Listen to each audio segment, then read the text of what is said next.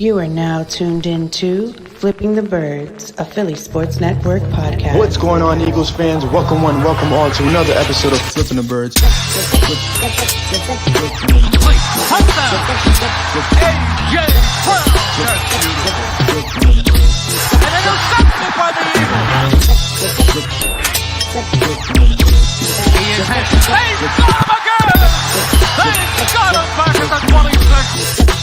He's into the end zone.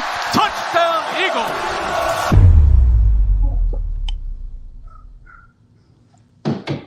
What's going on, Eagles fans? Welcome on, welcome all to episode 185 of Flipping the Birds. I'm Brian Cameron alongside Eric Reese and... Well, Zach was there.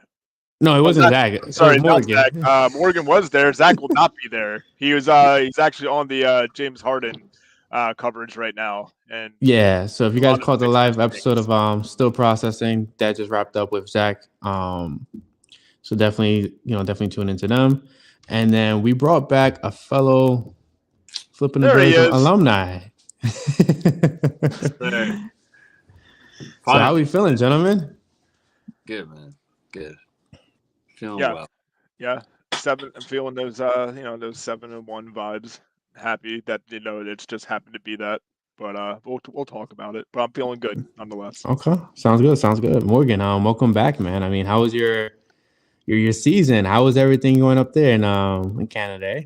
It's good, man. I mean, like it's always a lot during the season, so it's nice to be like, not saying it's nice to be done, but I have a lot more free time now, so I'm looking forward to being back on the pod full time. And I mean, during that time, I was in Philly. I went to the Miami game, so that just kind of ignited a fire in me, man. Like, I don't know, everything I thought it would be. It was just that extra level, man. Eagles fans are fantastic in person. They're like, I mean, I knew the reputation and stuff like that, but let me tell you, some of the nicest people I've ever met on vacation, man. Like, it was just so welcoming, and the atmosphere is awesome.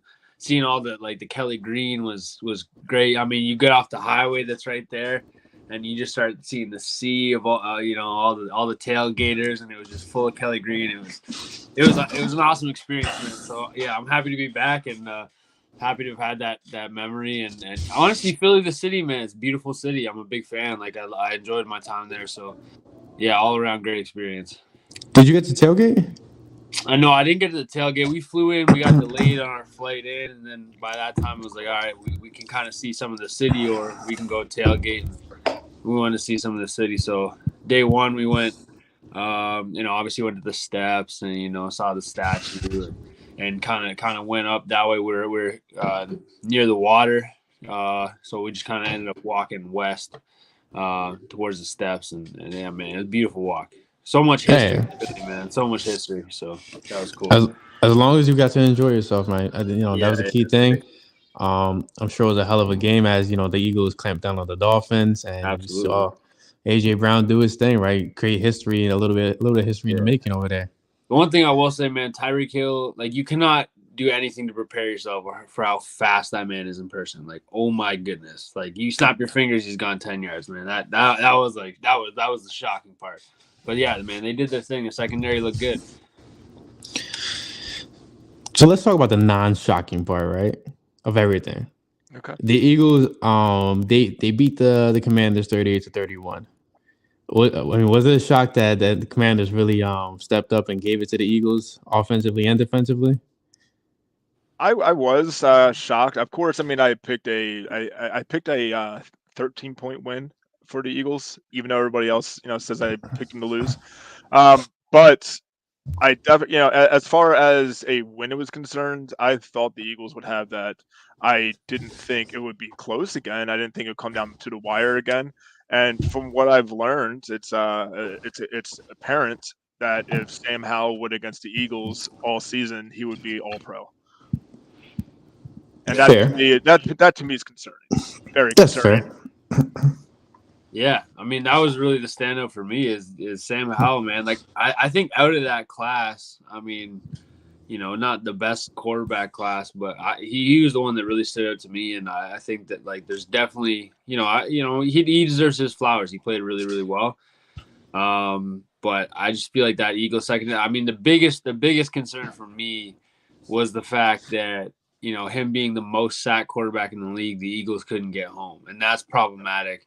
I'm not really sure what that's about. Obviously, Jaylen Carter, got hurt. Hopefully he's going to be all right. But that secondary, like James Bradbury had probably one of the worst halves of football I've seen in that first half. That was pretty bad. And then obviously Reed Blankenship coming back from injury, he's going to start a little slow. But yeah, they just couldn't get off the field. And that's like, Sam Howell, like rolling out and throwing on third down and completing like they were, 2 for 3 on third down. And then they were 3 for 4. And then, they just couldn't get off the field. And so that part is a bit concerning. But clearly Washington had the Eagles circled on their schedule, man. Like they play a lot harder against the Eagles than anyone else they have this season. So, props to them. And I think honestly, it just to have games like that where you're not playing your best defensively and still be able to come up with a win. I mean, Jalen Hurts pretty much carried them to victory. I mean, AJ Brown realistically was the difference maker, but to be able to win games like that and weather the storm is really the mark of a good team. So, as hard of a fight as it was, it's still a win. And credit to the Commanders real quick, just because they were able to break up the brotherly shove. So now the brotherly shove, since it's able to be stopped, is a football play, and I better not hear it otherwise. So the brotherly shove is here to stay. Also, I did not think that what felt like running up the score was going to be a deciding score in the game. When Swift got that fake brotherly shove into the end zone, to me, I was just like, oh man, they're really running up the score here. Like, we don't need to do this. Turns out that was the deciding factor. So, again, like concerning that in the second half, by the way, when Desai usually does make those great adjustments, I just didn't see them. But I believe it was Blankenship, correct, who did make the interception in the second half. Kind of came to life there. So I think that was the momentum swing that the defense finally got and needed. Can I say that I'm not at all concerned after the game? I feel like that's fair. Do you think that Washington is admittedly like sneaky good in the sense that you're not concerned that way, like Washington should play us like that? Or are you not concerned in the sense that the Eagles just played down to whoever, so they'll play up to whoever too? Neither, honestly. Okay. So the way I look at it, right, the Eagles are the most consistent team in football right now. And it's a wild thing to say, right? We've seen the ups and downs of the offense, the ups and downs of the defense, right? But something that I appreciate as somebody who watches the Eagles every week, right? From a fan perspective, from an analyst perspective, I appreciate the fact that this team is not one of those teams that's, hey, they're winning by luck. No. This team is winning by grit, and this team is winning by doing everything they can by accomplishing their goal, right? Now, I'm happy that the Commanders came out firing against the defense because it taught Sean Desai another wrinkle of weakness in his scheme. It was a quick passing. It was Eric Bieniemy finding the weakness and exposing it, right? So now you saw that. You have a Kevin Byard back there. You have hopefully a Bradley Roby who's coming back healthy soon. You have Eli Ricks who's coming into his own. Yeah. You know where your issues are, right? You know where your issues are at 7-1 on the season with the best record in the NFL. That to me is mind blowing. Like you don't hear that a lot from teams that have these kind of issues, right? These teams that have these kind of issues are being picked apart by the media, like the Dallas Cowboys are, or like the Denver. Like you hear that all the time, right? But with the Eagles, yeah, they're being exposed little flaws here and there, but they're figuring it out. And not only that, they're figuring it out while winning, which is something that it's unheard of, which shows just how dynamic this team really is. And even though the secondary got eaten alive, the way I look at it is Kevin Byard's first game, right? You saw a lot of miscommunication in the secondary. Reed Blankenship, that miscommunication with Sidney Brown for that touchdown. Sidney Brown was playing in the slot for the first time in his career as a pro. James Bradbury and Darius Slay, I feel like are not being used properly, and it's scary for the James Bradbury part. Not so scary for Darius Slay because he's not allowing a lot of yards.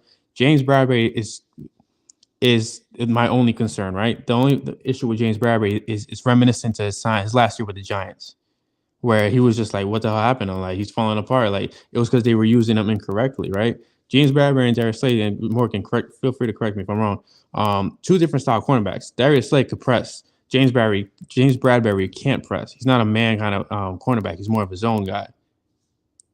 Yeah. I mean, like I think you touched on a good point there, where as good as these DBs are, there's different ways to use them. And I mean, at the end of the day, Terry McLaurin's a tough matchup, and that's where most of those yards went, right? It's Terry McLaurin and Jan Dotson, who definitely listened to our podcast. He listened to our pod, Eric, because we said on the podcast, like, there's no, he's not gonna show up. Like, no, there's no reason to fear him. This guy puts up almost 100 yards on us. My fault, Maury. Go ahead. Oh no, and like, good point. Like, I think that what it is kind of back to Eric's point, is that this receiving core for Washington is very underrated. Like, they definitely have some talent there. They don't always show up, but when they do show up, like, it's evident how much talent is there. And so, I think Washington, they seem to be sellers, obviously. Like, they got rid of Chase Young and Montez Sweat today. I know we're going to get into free agency talks, so I'm not really sure what the direction of that franchise is, but hey, they're well coached. That's an impressive 1-2 punch in the coaching staff. Is Eric Bieniemy, joining that already pretty impressive staff. Like, that there's a reason why he's been interviewed for head coaching positions all over the league. Different opinions on why he hasn't gotten them, but he's clearly a football mind, and he's a smart guy. So he's going to find the weakness. Yeah, like, he's going to find the weaknesses in your defense, and if James Bradbury is not fast enough to keep up with Terry McLaurin, they're going to find ways to exploit that, and that's just the case. However, like you said, the Eagles have found the solution to that. It's Kevin Byard, right? There is one of the best cover safeties back there, and he just needs to get acclimated to this defense. They're going to find a lot of ways to make up for the fact that clearly James Bradbury and honestly Darius Slay aren't as fast as they used to be, right? So, like you said, Brian, it makes sense that it's not like, okay, we can use them differently. I think they will. But, you have this new safeties getting acclimated, and also Reed Blankenship's coming back off injury. Sidney Brown's playing in a weird position. So a lot of the times, like, when your ankle's bugging you, right, your knee starts hurting, right? And it's just like, you're going to find different ways to balance the load. And unfortunately, a lot of that load seemed to fall on James Bradbury in the first half. It did seem better in the second half, but that's when the run game started going. So, I mean, we've had our problems with the run game in the past. So I hope that isn't a trend, because that would be problematic.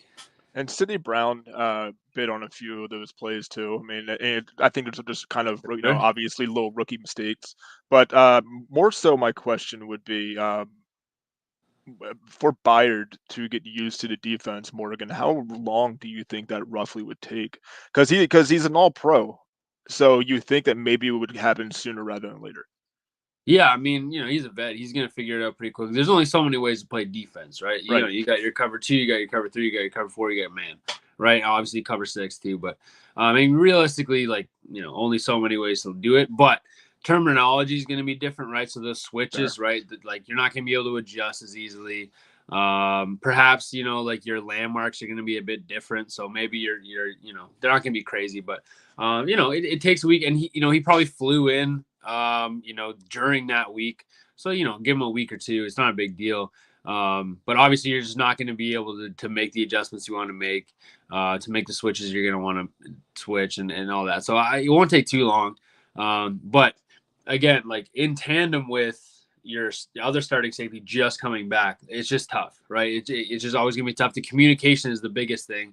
Is even when you are dropping back into those zones, right? You have this receiver coming across, like, you're going to have to figure out the communication, and that's just something that takes a little bit of time. But he's a vet. I wouldn't worry too much about it. And I think also, like, you never want to take opponents lightly, but I mean, the Eagles have to be kind of circling, like, the Dallas game and then the bye, right? Like, they got to know, right? They got the Dallas game, they got to bye, and then they got to stretch. So you never want to look past an opponent, but they were able to escape this one with a win. And, it is what it is. And that's the thing right there. Like, they're escaping these games with wins. The Jets won.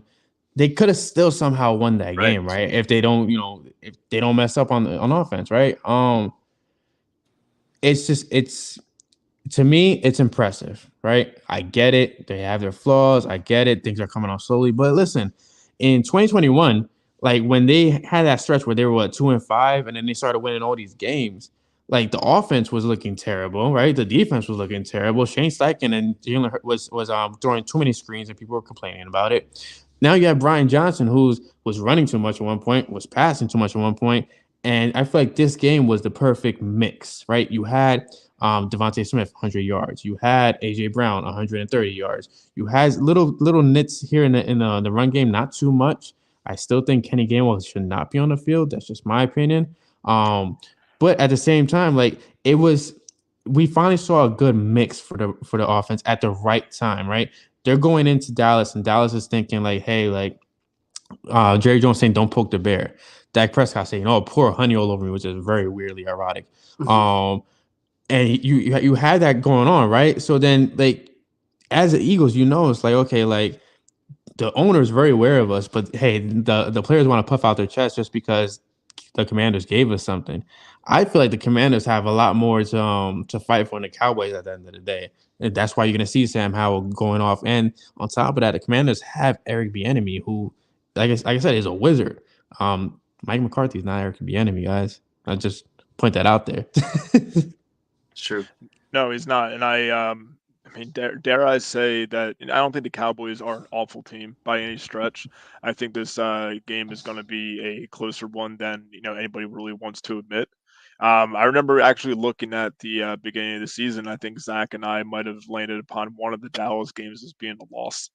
Um, but the way that the teams are playing right now, like it is that close matchup that we kind of suspected to be at the beginning of the season. So, hey, this is Dallas week, and whatever happened before as far as that Jets loss being as, irritating and depressing as it was, and, the two times the Commanders play you close, and, the good times as well when you're handling the Dolphins, like all those things don't matter. It resets now, and you kind of just have to make sure that this game is the most solid game in your foundation moving forward. Because, like we said last week, Brian, this is the that gauntlet of the schedule where you're going to figure out what you are before the postseason, and you better find that foundation. And you better smooth it out if you want to make that postseason push as easy as possible.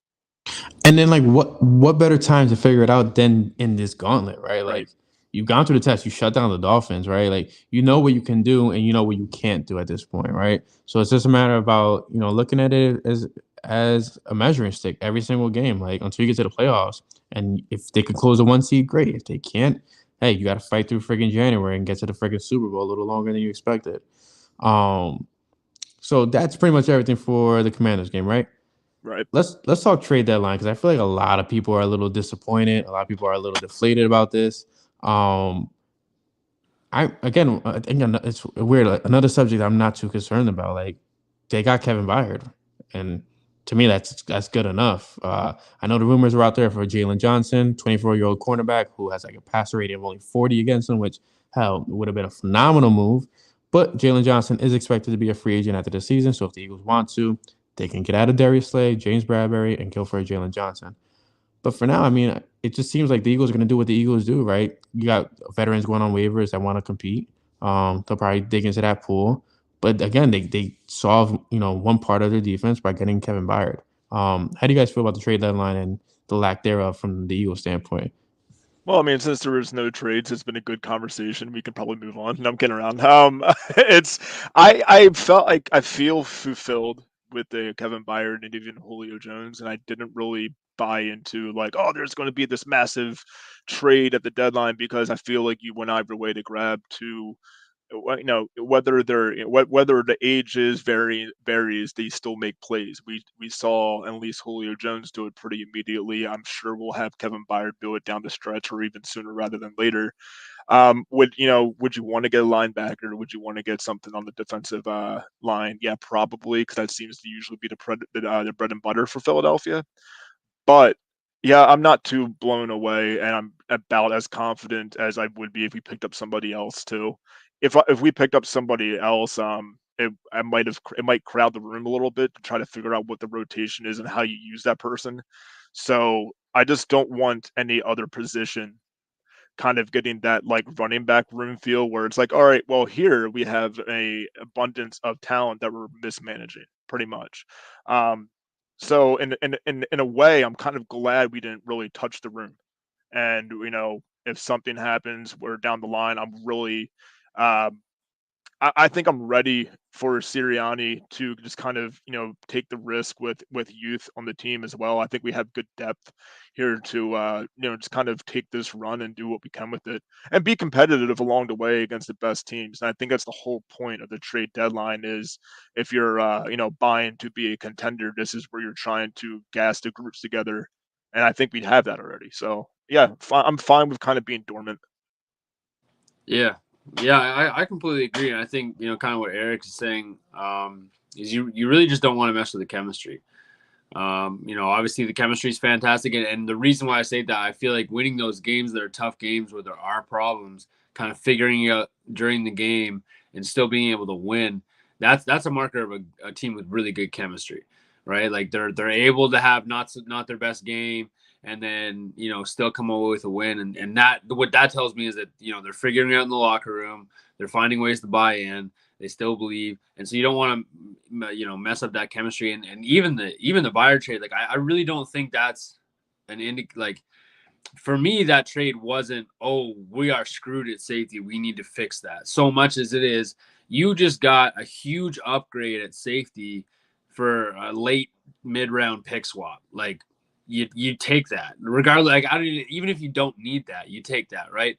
And because like the game before, this is right after they shut down what was at the time a historic Miami Dolphins offense, and was Terrell Edmunds like fantastic? No, but clearly whatever they were doing was fine enough to hold back Tyreek Hill and Jaylen Waddle, the track stars, right? So he wasn't fantastic. They didn't win that game in spite of him. But here you go. Here's an upgrade, and all you're doing is a late round pick swap. Like, sure, you just take that value. Otherwise, like you're looking at this roster and thinking about ways they could like upgrade it. Maybe a running back, to be a better complement than Kenny Gainwell.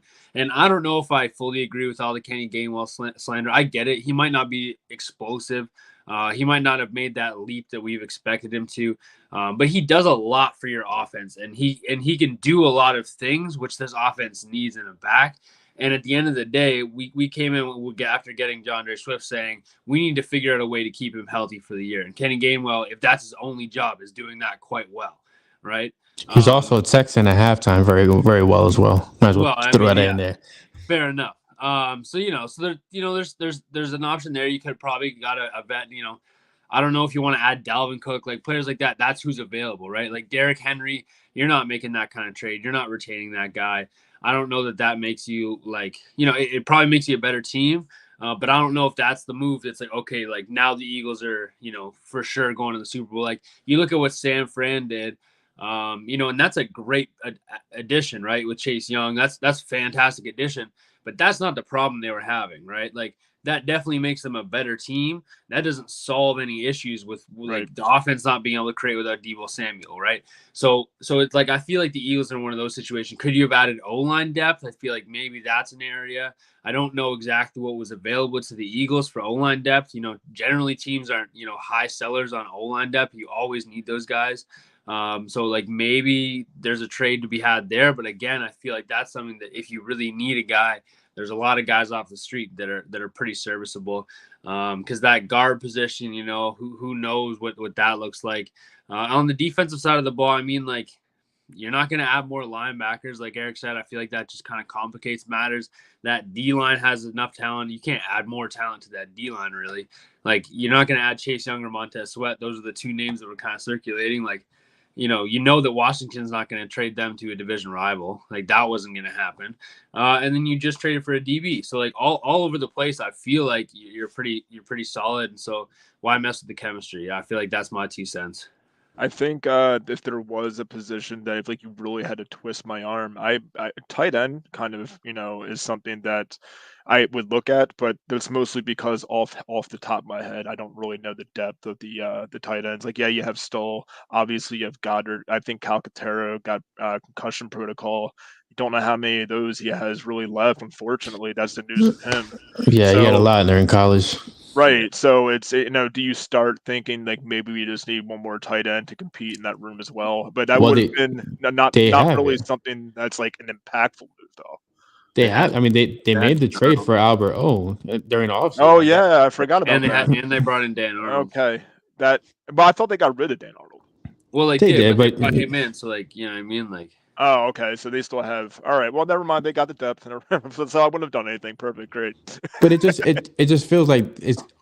I feel like a lot of people are pounding. It's weird, like, and I said this a lot during the offseason, right? This is a very stable organization. The way this team is being ran is very impressive. It's very unfamiliar, you could say, for a lot of us, right? From going back to the Chip Kelly days to Doug Peterson being fired out of nowhere, like it's very unfamiliar territory. But they're being extremely intelligent with every single move that they make. So a guy like Albert O just not getting playing time, hey, it could be for a reason, right? Rashad Penny is in the stable. Him not playing right now is going to be great for them come playoff time when you have this 200-something-pound running back just running the ball down your defense's throat in the blistering cold at the link, right? It's they're making very intelligent moves, and I think that's another reason why I'm not bothered by the trade deadline at all. And to Morgan's point, like it's gonna take time for guys to get adjusted. Like Kevin Byard, like you have this game in the books already. You have Dallas coming up, and then right after that, you have the bye week.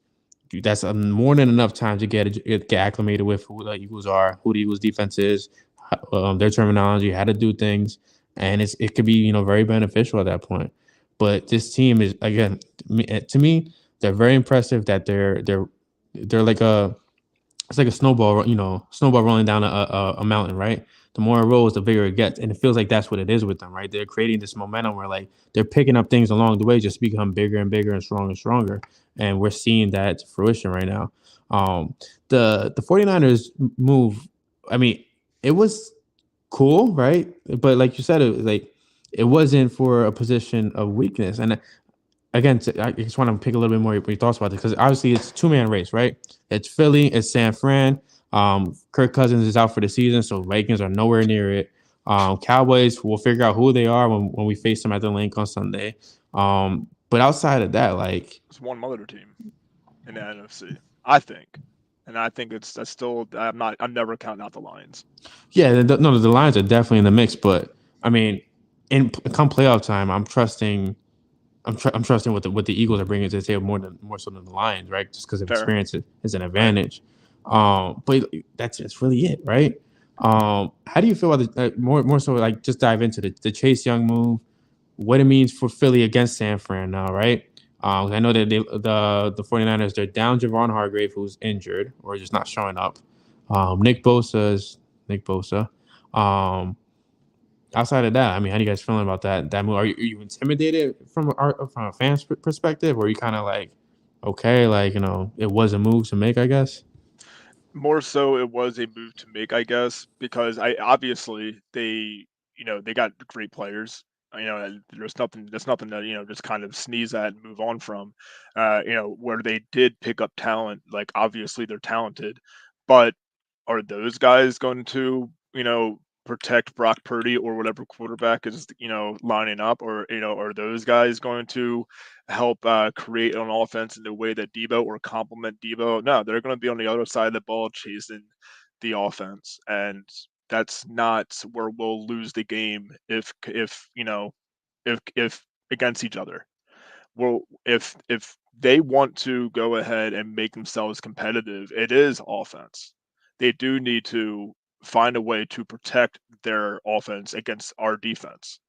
So I don't think getting an end against a team when maybe we're the ones that are in the 49ers way was probably the best idea. I think that they needed to go offense as far as just a offensive line probably, or hey, I know they got Kittle for a receiving tight end. I'm not sure who blocks when he's doing that kind of thing, but I know that was a big prevalent factor in the postseason a year ago. So I'm not exactly blown away and throttling probably as hard as they are in the fan base for those for those trades. I'm just kind of looking at those and going, okay, yeah, it's still going to be a competitive game, but it does nothing to move the needle from this like belief that I think Philadelphia is still a better team. Yeah. I mean, I agree with a lot of what Eric's saying. I think, like, again, you're adding a very talented player to a position that can always change a game, right? Like, this isn't a kicker, it's not a long snapper, although they can change games too, but I just agree. I feel like, they needed positions or they need players at different positions that they didn't necessarily address. Obviously, Trent Williams is going to come back healthy at some point. Deebo Samuel is going to come back healthy at some point. The Eagles will need to figure out a way to contain him because he's going to be dangerous, and they've done that in the past, and they can probably do it again. I like this defensive scheme better than last year's, but I think the biggest thing realistically is, can the Eagles find a way to win if they can't run the football? Because that's what you're looking at. You're looking at a defensive line that's going to be very, very tough to run the football against. And, you saw what happened against, essentially, I'm not going to compare the Washington D-line to the 49ers, but they played incredibly well. They played really, really well. And so that's kind of what happens is you say, okay, who's guarding AJ Brown? Let's get him the football. And I do not see someone on this 49ers defense that can cover AJ. Right now, no one can cover AJ Brown one-on-one, right? And if that continues, then okay, now you have Devontae Smith, who, to be honest, okay, he had 100 yards last game, but he had a lot of that on one catch where he's wide open. I still think that he really hasn't gotten back to form that he was at early in the season. And so he's going to progress. Dallas Goedert, you've gotten involved in like 2 games. He's kind of been, a no-show for a lot of them. You still haven't gotten him involved. We still really haven't seen what DeAndre Swift can be in the passing game, as effective as he's been as a rusher. And, he's been a check down guy. They threw it to him one time where he was lined up out wide. But I just feel like there's so much with this Eagles offense. The question is going to be realistically on the Eagles defense if they can stop that offense. And I mean, I'm not one for throwing shade, but I just don't see the 49ers. Like, Dallas Cowboys to me are scarier on offense. Miami was definitely scarier on offense than the 49ers are. So can you control the clock? Can you find ways to score against that defense? You should be fine against the 49ers. This is going to be high scoring. Is it going to be a pretty win? Probably not. It's going to be ugly, but you just seen the Eagles figure out ways to win ugly football games, and that's what really bodes well for the 49ers. They're going to make you play ugly football. They're going to make you play slow, figure out ways to dink and dunk your way down the field, and the Eagles have, been able to do that so far, and when they haven't been able to do that, A.J. Brown's making game-breaking plays. So I feel pretty confident.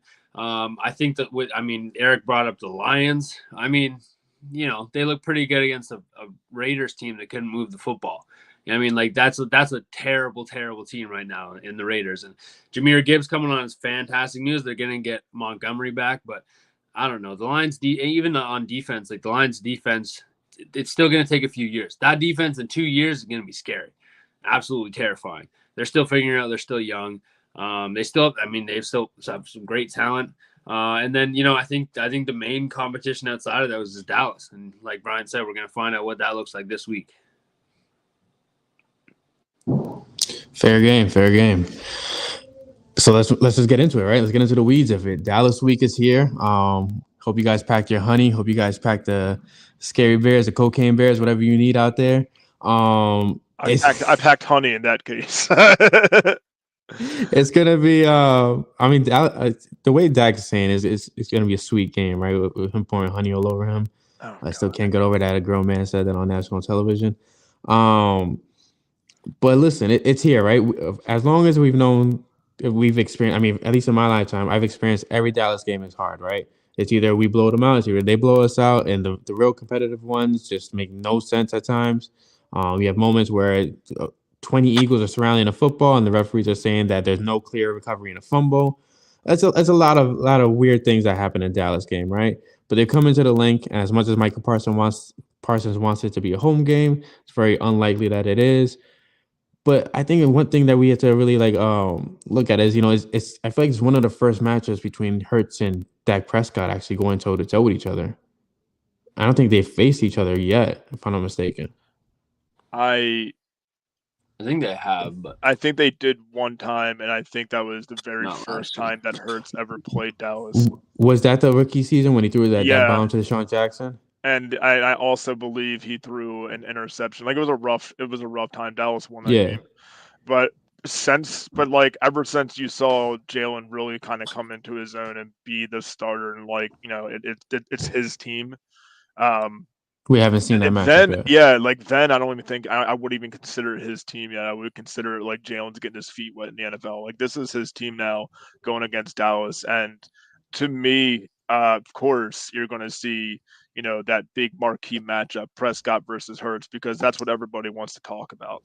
I honestly, for as much as I've kind of dumped, I mean, not kind of, I've definitely dumped on the offensive coordinator and the play calling.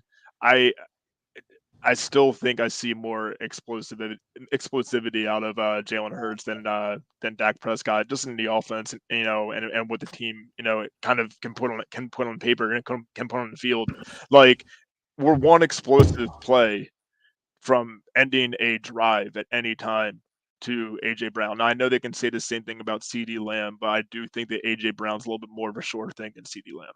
I know those might be fighting words. I don't care until this game happens and I'm proved otherwise. I think that not only Philadelphia, and I know I'm going to give my opinion now, but I think not only Philadelphia is going to walk away with the win in this game, but I also think that AJ Brown is going to have more receiving yards than CD Lamb. That's my bets on this. That's fair.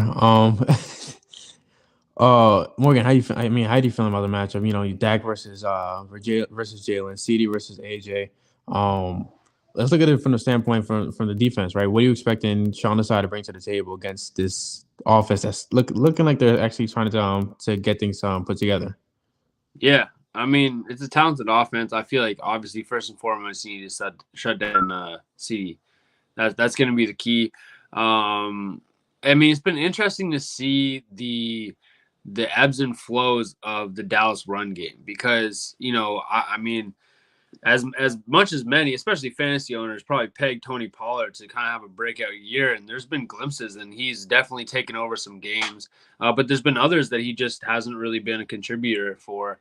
So that's going to be interesting, and I think that's always the concerns for some reason. I mean, not always, but it seems to be a theme that the Eagles just can't seem to stop the Dallas run game. And, it might be the passing game that decides the game at the end of it, but it's always been the Eagles' inability to stop the Dallas run that's really contributed to a lot of these losses. You have, an old Zeke, going for 3 touchdowns and stuff like that, just uncharacteristic.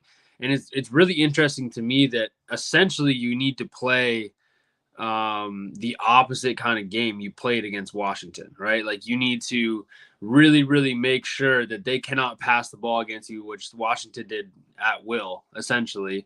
And then on offense, I'm sure, we'll get to that too, but I think the biggest thing is just limiting turnovers. This is a Dallas defense that's very opportunistic and creates a lot of turnovers.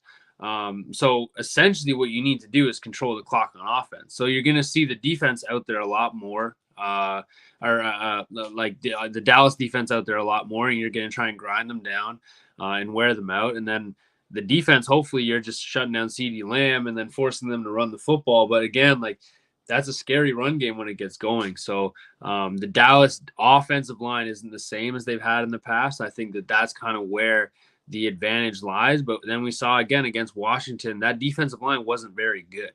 They weren't terrible, but they really weren't coming away with. I mean, there's the quick pass game factored in.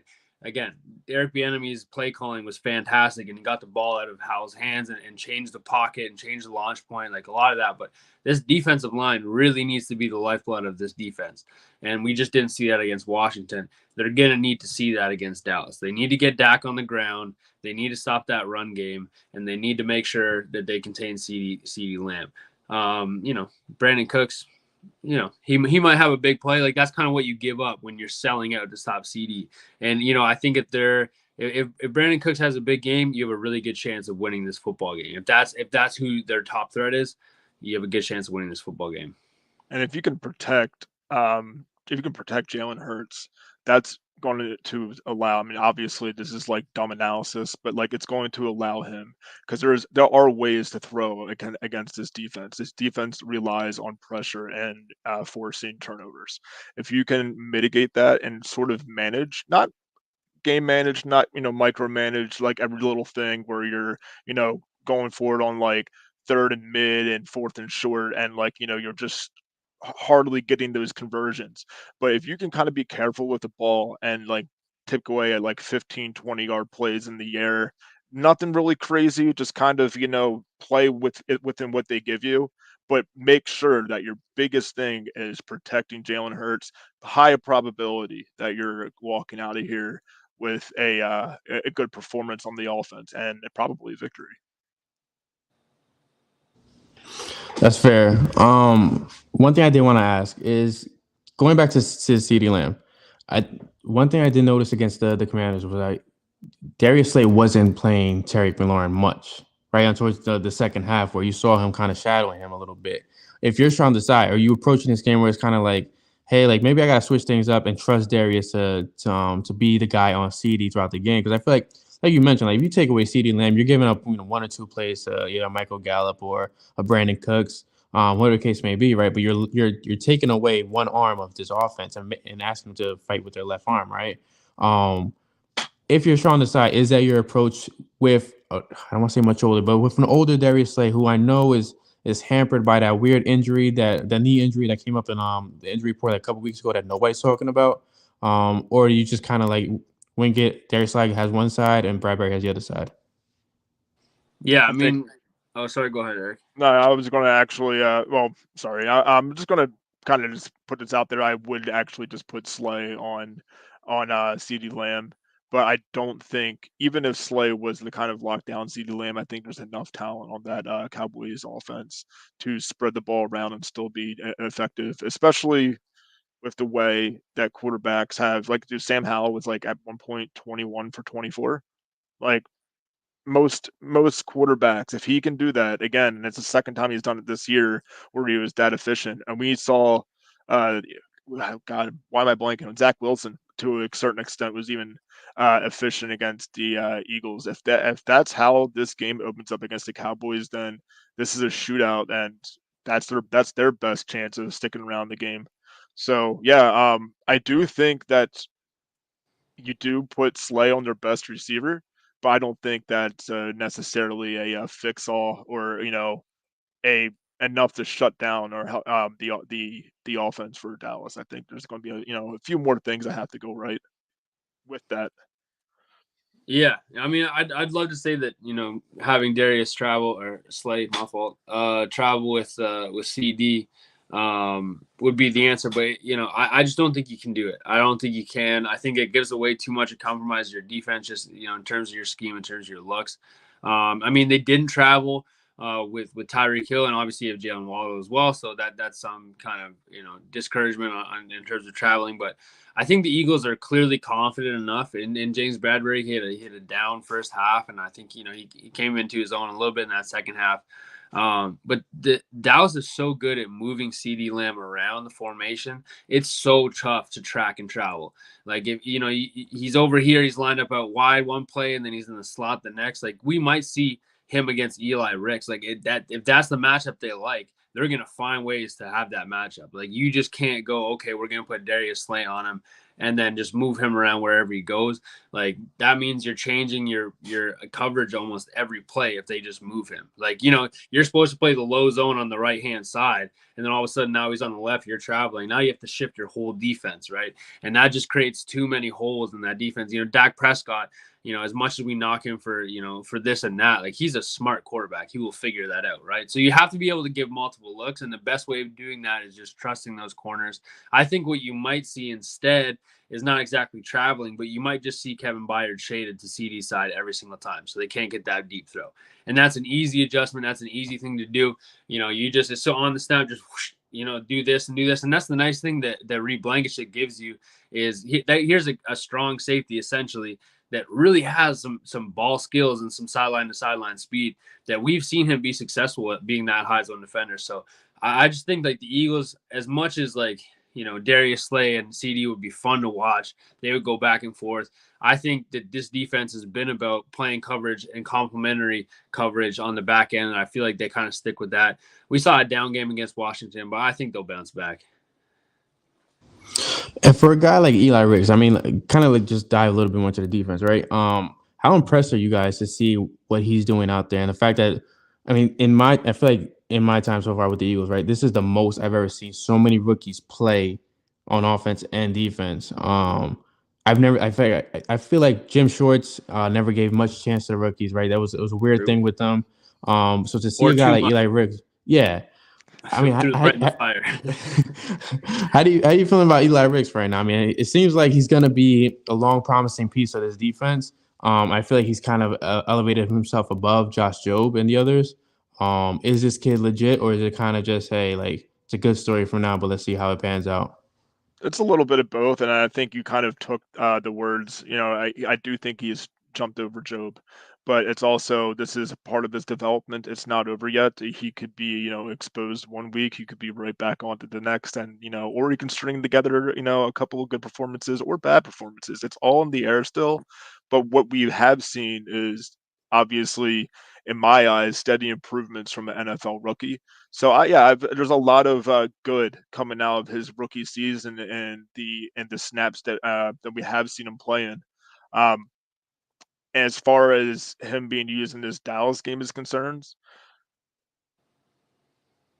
I feel like you trust him more than Brad. You trust him just as much as you trust Bradbury in this game. I don't trust him as much as Bradbury or obviously Slay. Like, I'm not going to go that far into in the pot there. I mean, but I do think that he'll be good to have a few breakups. Maybe he'll be a guy that can help with a tackle. Like a gang tackle on like a third down. Like, I think that's where he comes into play. I'm not expecting him to have a pick six, but if he did, and I eat my words, I would love to eat that crow. So yeah, like I do like the way that Ricks is progressing, but it's kind of this wait and see, just kind of like how you were saying. Mm-hmm. Yeah, I mean he's playing really well, and as much as I can say for the actual ability, like the break on the football is fantastic. His speed, his athleticism, his length, it all plays well. But what I'm really, really impressed with is he just looks like he's playing free out there. Like, there's been so many times, like Brian said, in the past, with Jim Schwartz, like, you're right. Either the young guys didn't get played, or all of a sudden they're covering Julio Jones with 3 days notice. And every time the ball went up, you're just like, right. And you can tell those young DBs were panicking just as much as we were. Eli Ricks, like, I don't see the panic when he's out there, man. Like, I mean, last game, he played pretty well. Like Miami, he's out there. He's, there's no panic. That's, again, like one of the best offenses of all time at the time, right?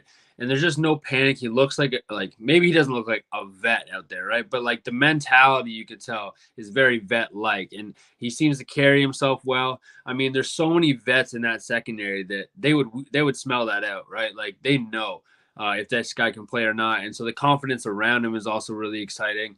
But I mean, to find a guy like that undrafted, I mean, with pedigree too. Like, a lot of these times you're getting guys like, how many West Virginia guys did we get? And, Rasul Douglas ended up being a player, right? But for him to have that pedigree at Bama, and he's clearly well coached. He's clearly got a chip on his shoulder. That's what I like about him too.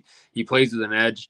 I'm really interested to see how he progresses. Obviously, we don't want to get past this season, but the sophomore slump is real, and teams will have a lot more film on him and figure out ways to attack him. But right now, man, he's playing free, he's playing fast, and you gotta love it, especially for a team that didn't really expect him to be the guy. It sucks about Avonte Maddox, but to have a guy kind of step in and, be able to come off the bench or, play in whatever role you need him as a DB. He had Sidney Brown as well. We didn't really talk about him as much, but, another guy who, on paper, is a, pretty fantastic addition to this defense and has already been playing multiple positions. I mean, the more versatile playmakers you can have in a secondary, especially young guys that can learn behind, now Kevin Byard, it just bodes well for the future and for this season, obviously. Cool stat about Eli Ricks. How many yards do you guys think he's allowed so far this season? I want to say it's in the 40s, right? Ooh, okay. Am I way off? No. I was gonna say probably around like 60, 65. I would say 65. Up with that number. Damn, bro, you just want to kick him to the curb already, bro? What, 65 yards is a lot for how many snaps he's played as a rookie? I don't think that's a lot. I think that means he's not exposed. 7 games. He's only allowed 5 completions for 48 yards. Okay, that's not bad. Let's go, not bad baby. At all. Let's go in the 40s. If you said 5 completions for 60 yards, I would have been like, still not bad. Sidney Brown has only allowed 58 yards from what I'm looking at so far right now. Okay. Let me just double check. Yeah, 58 yards. I don't know. I'm just wildly impressed that we have a kid like Eli Ricks on the field who can actually progress into something special. I know we've had Zach McPherson for the longest time, and we still don't know what we have in him, right? Josh Jobe, we saw him get just rattled throughout the season, but Eli Ricks just seems to be putting it together. I'm very, very, very curious about Keely Ringo, who I feel like doesn't get too much playing time, if I'm not mistaken. I really haven't seen him on the field much. I haven't heard his he's been playing a lot of specials though, and he's been a dog on specials, which first year if you're a rookie and you're making plays on specials, like that goes a long way. Yeah, I completely agree with that. So it's definitely interesting to see that. I don't know. I'm just stoked to see guys like this actually progress, and I feel like we never really got to see them progressive in the past with our past coordinators. But let's talk about the present. Let's talk about Eric's favorite segment of the day. Yep. Let's talk about predictions. And you know what? I'm not gonna force your prediction, your internal prediction on what you say externally today. Did I use that? Did I say that right? I have no idea what you're saying. I have no idea what you're saying. I know deep down you're gonna say that the Eagles. I know deep down in your heart you say Eagles lose, but outside you say that the Eagles will win. But I'm not gonna force that today. I'm gonna let you do your thing. I'm gonna let you call your shot. And we're gonna rock with that. All right. What was the? I said Eagles win earlier, and I said that AJ Brown will have more yards receiving than CeeDee Lamb. Sticking to those two. However, this game, these games between the Cowboys and the Eagles end up being a higher scoring affair because these offenses, these defenses, they match up well. Sometimes, they, obviously they're talented on both sides, but the talents on offense can find these little holes in the defense. Do I think that the Cowboys have an opportunity to win this game? Certainly, and it's a little bit hard to actually make a realistic pick right now and with 100% confidence and say that the Eagles will win this game. So this is why I think it will be close. I think it's going to be within one possession, and I think we're going to see a 34-31 Eagles victory, probably with a Jake Elliott field goal. I think it's going to be that close. Okay. Yeah. All right. How you feeling, Mark? I feel good. I feel like Eric's right. Like one of these games is bound to be a shootout. But I don't think the game in Philly with the cold weather coming is going to be it. I think it's going to be. I mean, it's not going to be low scoring. Let's be honest with these two offenses. But what I predict is that if the Eagles are going to win, they're going to have to find a way to control the clock. Dallas is pretty terrible historically with clock management. So it plays into more than just, having the football and having possession of it. You really need to control the clock against this Dallas team. They just seem to panic and do uncharacteristic things when they don't control the ball. So what I'm thinking is that the Eagles find a way to kind of slow down that offense, make them march down the field, and we end up with a 27-20 Eagles win.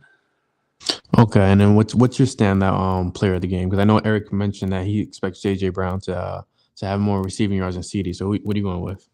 So I'm gonna. It's tough. I think between two. So obviously, am I doing offense and defense? I think on defense, we're gonna just see some Brandon Graham magic at some point. It's been a while. He's been kind of playing in the shadows, but he's been a contributing part of this defense. And I mean, it's hard not to go with Josh Sweat. He's been playing amazing, but I just want to see 5-5, take down Dak Prescott at least once more. You don't know how many years he's got left in that midnight green. So that's what I'd like to see on offense. It's a toss up for me between Dallas Goedert and DeAndre Swift. And that just matters. It just depends on how the Eagles want to attack this defense, whether do it through the short passing game or through the run game. They need to pick one.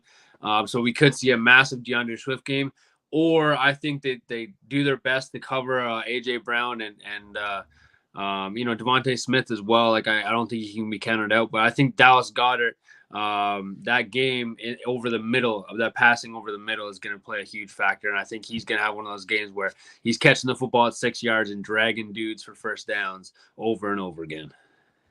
Okay, fair shot. I would like to interrupt our predictions and say that Doug said in the chat that he just heard Eric say that he would pour honey on Dak. I don't know how true this is. I don't know who his sources are. Man, it's 2023. It's Halloween. I would never say that. I'm no Winnie. I'm no Pooh. Not doing it. Doug said, "Thank you, Eric, for being a good sport." You know what though? Because he said that, you know what's going to happen? Eli Ricks is going to have a pick six like Joselio Hansen. Well, it's so funny you mentioned that because that's going to be what you were going to say? That's my play of the game. I think Eli Ricks is going to have a key interception. I'm not saying when it's going to happen. I'm saying it's going to happen because pick six Ricks is going to come alive at the link. The link will erupt. I do believe that Dallas and Philly will have a heavyweight battle for the NFC East. I think there's going to be a lot of blows going back and forth, but I do think that the Eagles do come up on top. I'm going with 34-21 Philly. Okay. I think that's a fair shot. Yeah, I'm pretty confident that, and I think the reason I'm so confident is because somebody mentioned in the chat before, right? Jalen Hurts just looks like a better passer with the knee injury. I mean, I think him knowing that he has to stay within the pocket has been an advantage for him because last game he showed out and he was extremely efficient with distributing the ball. I'm not saying he was ever a bad pocket passer because last season he was actually the number one pocket passer in the NFL per PFF from one of those guys. But he looks extremely confident in the pocket. We do have Cam Jurgens most likely coming back. Offensive line looks like they're putting it together. Michael Parsons versus Lane Johnson is not too scary. Jordan Mailata's on the other side if they want to switch it up. But I feel like we're going to see the growth in the Eagles against Dallas. PFF or one of those guys is a crazy thing. Like, it was either PFF or just my boy Jared. I can't remember. It could have been. It could have been the guy from Jersey Mike's for all I know. But yeah, I mean, so that's 3-0 for the Eagles for this week. Shout out to Zach, who was covering the James Harden news on Still Processing our 76ers podcast with PSN. Be sure to catch us live next Tuesday night at 8 p.m. If you guys do not, make sure you guys follow our TikTok where we put up a lot of good reels, a lot of good content on there, as well as our Instagram. And do we call it Twitter or is it X? Like, I feel like X is such a weird thing to call it. I refuse to call it X, so it's Twitter. I haven't even updated my app on my phone, so I still got Twitter. Okay, so according to Morgan and Eric, make sure you follow us on Twitter. And yeah, until then, I'm Brian Cameron alongside Eric Reese, Morgan Burkett, and we're Flipping the Birds. Go Birds, baby. Go Birds. Yes, sir. Flipping the